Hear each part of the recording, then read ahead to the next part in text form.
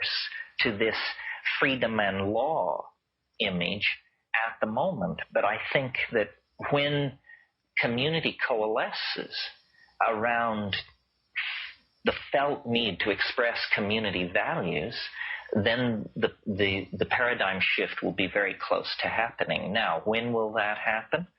Things will have to get a lot worse. Because you see, the paradox is that the people who can change the world, people like you and me, the upper 5% of the literate elites of the industrial democracies, we're the furthest away from the bad news. You know, we're getting 3 squares and having a fine time. So somehow there has to be a sense of danger or impending chaos. And then we will, I hope, organize ourselves to get out of it. So are you saying the organism is reaching a point of transformation that will be very painful for many and not so painful for few, or painful for all? Well, I guess that leads to the subject of change. You know, change is in and of itself neither painful nor pleasurable. But, you know, the Bob Dylan song that says, when you got nothing to lose. Well, a lot of people have nothing, and a few people have something. And I think it wouldn't hurt for everybody to lighten their ballast a little bit to float higher.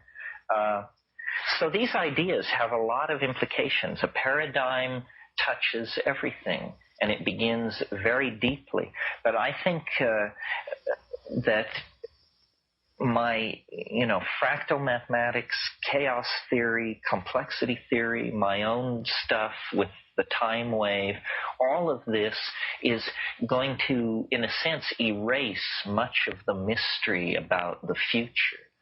That the future is in a freedom and law system necessarily unknowable. Because if you knew the future, then this idea of freedom would fall under a shadow.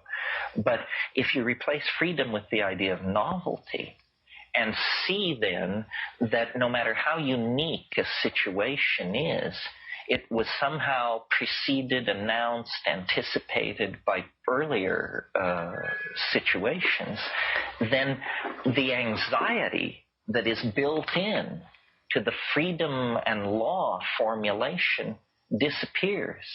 Because you see, with the acceptance of this idea of freedom comes the acceptance of an unknown future, when in fact a great deal of the future can be triangulated and known even with old-style mathematical and cognitive techniques. And when you toss in the new stuff, then we indeed have headlights on our vehicles, and it does throw a high beam into the future. So, novelty is that as well? Well, novelty replaces freedom in that freedom is this idea that anything is possible and that you create it.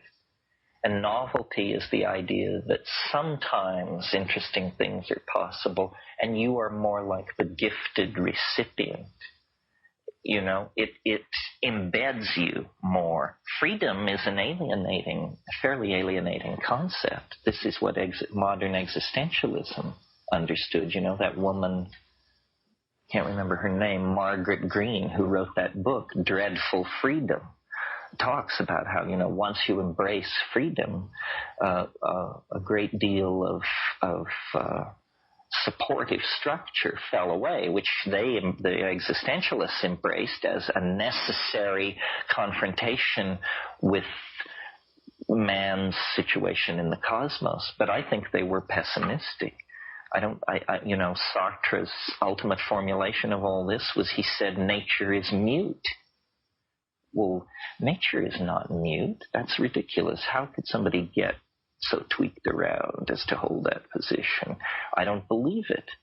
Nature is not mute. Nature is the available statement for deconstruction on the nature of being. I mean, if you don't believe that, then you're an existentialist and you believe that human freedom is the proper domain of becoming. But this has not led to very happy. I mean, I see that as a prologue to some kind of fascism. You know, the Nietzschean super will is in there someplace. But I think native peoples, aboriginals, if you could explain these two things, freedom and law, they're not going to get freedom and law. An Amazon tribe wouldn't have a clue. But if you talk about novelty and habit, this they understand. This is what life is to anybody who's paying attention. While freedom and law both are high-flown abstractions that come out of a very special philosophical agenda that by the time Hume and Locke and John Stuart Mill got to it, it was 2,000 years old. Most of the time, novelty as a word and habit as a word is a put-off. I mean, to think about those, you know, I think in our culture, for me, has always is something that I've moved away from. You mean that novelty sounds trivial? Novelty has seemed superficial, and habit has seemed something that I have no control over. It's something that I do over and over and over and over and over again. Well, in a sense, yeah. So it's interesting that you're using law and freedom in my life. I mean, in a certain sense. Well, everybody who ever had a civics class, law and freedom. Right. So it's interesting to have. Well, I should explain, I mean, because since you bring it up, it may be in other people's minds. The reason I use the word novelty is because I'm a great fan of Alfred North Whitehead, who was probably the last and greatest of the Platonists.